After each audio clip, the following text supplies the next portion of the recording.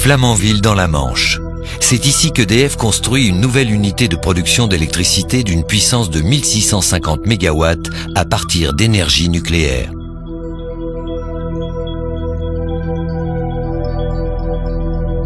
Cette nouvelle unité est de type EPR. Le réacteur à eau sous pression européen est le résultat de toute l'expérience française et allemande accumulée sur les centrales actuelles en termes de sûreté, de production d'électricité et de techniques de construction.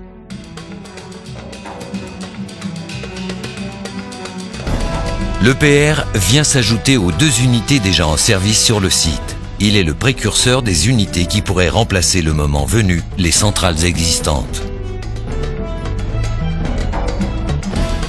Son nom, Flamanville 3. Entrons dans le détail de la construction.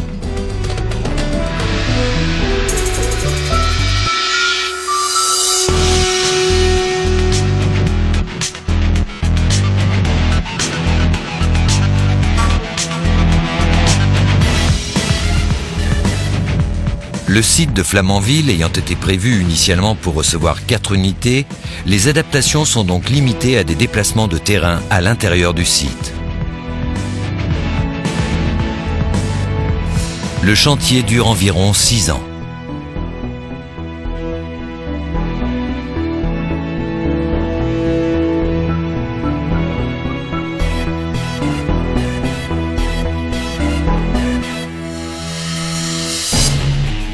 Sur l'épaisse dalle des bâtiments nucléaires, on pose la structure qui supporte le réacteur, cœur de la fission de l'uranium.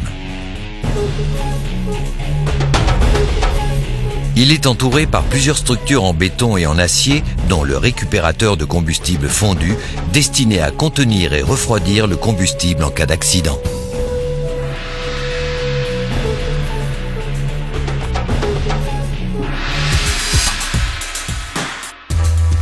Il faut également creuser, à l'aide d'un tunnelier, une galerie de plusieurs centaines de mètres de long sous la mer. Elle sert à restituer l'eau utilisée pour refroidir les circuits.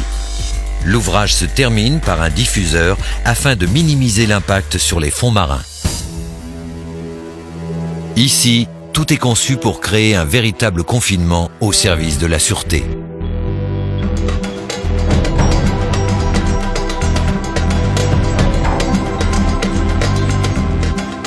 Quatre bâtiments indépendants qui regroupent 4 circuits identiques assurent la sauvegarde de l'installation.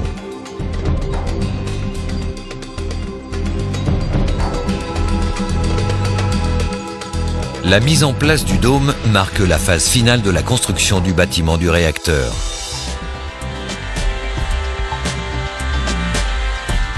Après plus de 3 ans de chantier, les structures de béton et d'acier sont prêtes à recevoir les premiers équipements. On commence par le cœur de l'installation, le réacteur. Plus de 500 tonnes, près de 6 mètres de diamètre, 14 jours de mise en place. La qualité des 250 mm de ces parois d'acier fait l'objet d'un contrôle extrêmement rigoureux, et ce, depuis l'aciérie jusqu'à sa mise en service dans la centrale. Autres composants principaux, les générateurs de vapeur. Au nombre de 4, ils assurent grâce à leurs milliers de tubes la transmission de chaleur entre les circuits d'eau du réacteur et les circuits vapeur de la turbine.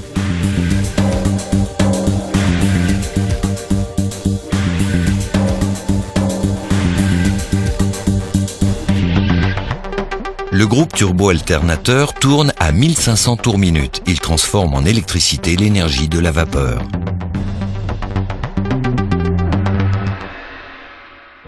Moment important, la mise en eau de la station de pompage.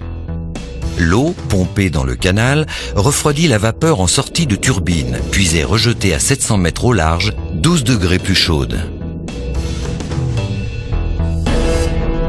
La construction s'achève par la mise en place de la seconde enceinte de confinement en béton qui double la protection des éléments principaux de l'installation.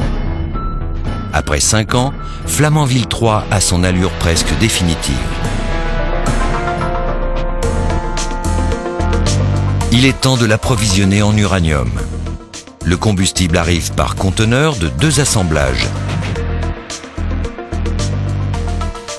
Il a alors une faible radioactivité, mais sa manutention est néanmoins très précise.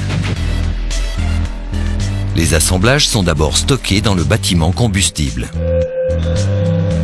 Ils sont ensuite transférés un par un vers la piscine du réacteur par un système télécommandé pour être chargés dans le réacteur.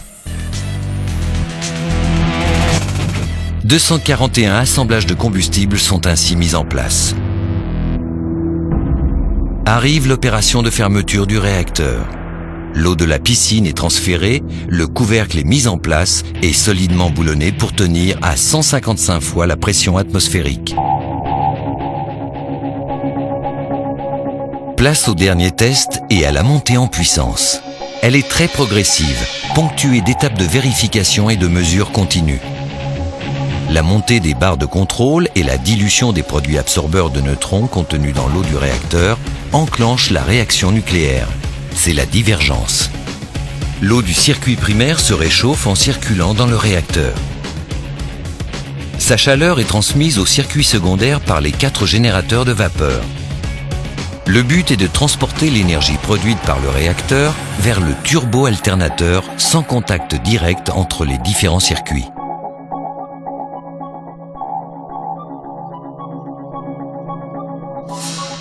L'énergie de la vapeur est d'abord utilisée pour mettre la turbine en rotation. À 1500 tours minute, on peut synchroniser l'alternateur au réseau, c'est le couplage. Encore quelques semaines d'essai et Flamanville 3 sera déclaré bon pour le service et produira ses 1650 MW pendant 60 ans. Flamanville 3 permettra également aux techniciens d'EDF de maintenir les compétences d'architecte industriel de ces centrales en acquérant l'expérience d'exploitation nécessaire. Avec cette nouvelle génération de centrales, un nouveau pas est franchi en termes d'optimisation de l'impact sur l'environnement, de sûreté et de performance. La nouvelle unité de Flamanville 3 produira l'électricité nécessaire à une région d'environ 1 500 000 habitants dans la continuité de la mission des centrales actuelles. Flamanville 3 s'intègre dans la stratégie à long terme d'EDF, cohérente avec les choix énergétiques de la France, pour assurer à tous ses clients la fourniture d'électricité.